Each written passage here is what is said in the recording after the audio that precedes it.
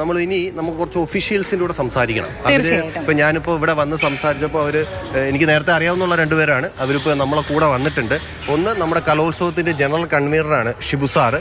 മറ്റത് അടുത്ത് രണ്ട് അധ്യാപകരാണ് നമുക്ക് കൂടെ ഉള്ളത്. അപ്പോൾ നമുക്ക് അവരുടെ അടുത്തൊന്ന് സംസാരിച്ചിട്ട് നമുക്ക് ബാക്കി വിശേഷങ്ങളിലേക്ക് പോവാം. കൺവീനർ ഷിബു സാറാണിത്.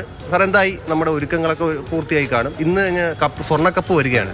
ഇന്നിപ്പോൾ കാഞ്ഞങ്ങാട് നിന്ന് ആരംഭിച്ചിട്ടുള്ള സ്വർണ്ണക്കപ്പിൻ്റെ ഘോഷയാത്ര ഇന്ന് തിരുവനന്തപുരം ജില്ലയുടെ അതിർത്തിയായിട്ടുള്ള തട്ടത്തുമല സ്കൂളിൽ പ്രവേശിക്കുകയാണ്. അവിടെ നിന്ന് വിവിധ സ്കൂളുകളിലുള്ള സ്വീകരണങ്ങൾ നമ്മൾ അറേഞ്ച് ചെയ്തിട്ടുണ്ട്. വൈകുന്നേരം 6 മണിയോടുകൂടി തിരുവനന്തപുരം കോർപ്പറേഷൻ ലിമിറ്റിലെത്തും.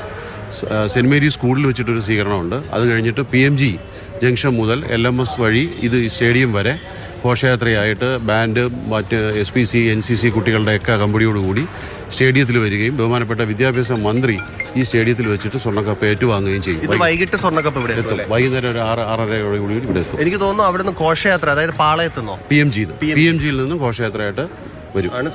പിന്നെ ഇത് നേരെ ട്രഷറിയിലാണ്. സ്വർണ്ണക്കപ്പ് തലസ്ഥാനത്ത് എത്തി മന്ത്രി കൈമാറി കഴിഞ്ഞാൽ പിന്നെ അത് ട്രഷറിയിൽ സൂക്ഷിക്കും. പിന്നെ സമാപന ദിവസമായിരിക്കും പിന്നെ സ്വർണ്ണക്കപ്പ് പുറത്തെടുക്കുക. വളരെ നന്നായത് ട്രഷറിയിൽ സൂക്ഷിക്കുന്നതിന്റെ ഒരു കാരണം കൂടെ 117.5 പവൻ എന്ന് പറയുമ്പോൾ സ്വാഭാവികമായും ആ രീതിയിൽ അത് സൂക്ഷിക്കണമല്ലോ. അതുകൊണ്ട് ആ രീതിയിൽ അതിന്റെ ക്രമീകരണങ്ങളാണ്.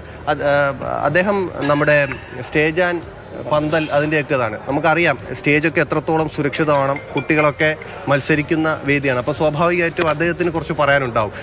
ഈ സ്റ്റേജിൻ്റെയൊക്കെ കാര്യങ്ങൾ, കൊച്ചിയിലേക്ക് സംഭവങ്ങൾ ഞാൻ ഓർമ്മിപ്പിക്കുന്നു. പിന്നെ നമ്മുടെ കലോത്സവ മത്സരങ്ങൾ എപ്പോഴും ചവിട്ട് നാടകം അങ്ങനത്തെ സംഭവങ്ങൾ വരുമ്പോൾ വേദിയുടെ പ്രശ്നങ്ങൾ, പരാതികളൊക്കെ വരാറുണ്ട്. ഇപ്പോൾ എങ്ങനെയാണ്? ഇപ്പോൾ ഇത് നിരന്തരം DGയുടെ നിരീക്ഷണമുണ്ട്. അത് ഇങ്ങനെ വിഷയങ്ങളുള്ളതുകൊണ്ട് സെക്യൂരിറ്റിയും ഇതൊക്കെ കൊണ്ട് DGയുടെ നല്ല നിരീക്ഷണം. അതുപോലെ തന്നെ ഇത് ഏഷ്യയിൽ തന്നെ ഏറ്റവും വലിയ ഒരു ആഘോഷമായിരുന്നു, ഏഷ്യയിലെ തന്നെ. അപ്പോൾ അതിൻ്റെ ചുറ്റുവട്ടങ്ങൾ നമ്മൾ ആ രീതിയിൽ തന്നെ അത്രയും സീരിയസ് ആയിട്ട് ആ കാര്യങ്ങൾ കൈകാര്യം ചെയ്തത്. ജർമ്മൻ ടെക്നോളജിയിൽ ആദ്യമായിട്ട് കലോത്സവ പന്തലുകളെല്ലാം മാറ്റി ഏതാണ്ട് 60,000 സ്ക്വയർ ഫീറ്റോളം അതിൻ്റെ ഏരിയ, അതും 10,000-15,000 പേർക്ക് ഇരിക്കാവുന്ന സംവിധാനം ചെയ്തേക്കുന്നത്. അതായത് സ്റ്റേജിൽ മത്സരിക്കുന്ന കുട്ടികൾക്ക് ബുദ്ധിമുട്ടുണ്ടാകാത്ത രീതിയിൽ ക്രമീകരിച്ചിട്ടുണ്ട്. അവർക്ക് യാതൊരു ബുദ്ധിമുട്ടും ഉണ്ടാകാത്ത രീതിയിൽ അഡ്വാൻസ്ഡ് ആയിട്ടാണ് എല്ലാം ചെയ്തേക്കുന്നത്.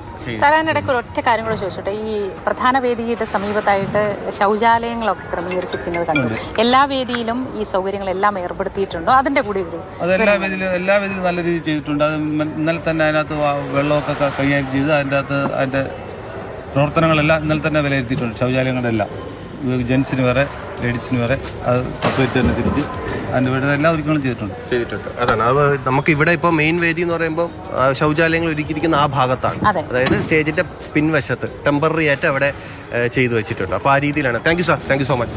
അപ്പോൾ ഇനിയിപ്പോൾ നമ്മൾ കാത്തിരിക്കുന്നത് സ്വർണ്ണക്കപ്പ് വരാനാണ്. സ്വർണ്ണക്കപ്പ് തട്ടത്തുമലയിലെ സ്വീകരണം എനിക്ക് തോന്നുന്നു ഏകദേശം ഈ സമയത്ത് DGക്ക് അവിടെ എത്തിയിട്ടുണ്ട്. വിദ്യാഭ്യാസ മന്ത്രി ഉൾപ്പെടെയുള്ളവർ അവിടെ എത്തിയിട്ടുണ്ട്. സ്വീകരണം ഇപ്പോൾ നടക്കും. അത് കഴിഞ്ഞതിന് ശേഷം വൈകിട്ടോട് കൂടിയായിരിക്കും പ്രധാന വേദിയായ ഘോഷയാത്രയായി ഇവിടെ ഫ്രണ്ടിൽ, അതായത് നമ്മുടെ MT നിള എന്ന പ്രധാന വേദിയിലെ സെൻട്രൽ സ്റ്റേഡിയത്തിന്റെ ഫ്രണ്ടിൽ അവിടെ വെച്ചായിരിക്കും വിദ്യാഭ്യാസ മന്ത്രി ഇവിടുന്ന് അത് ഏറ്റുവാങ്ങും.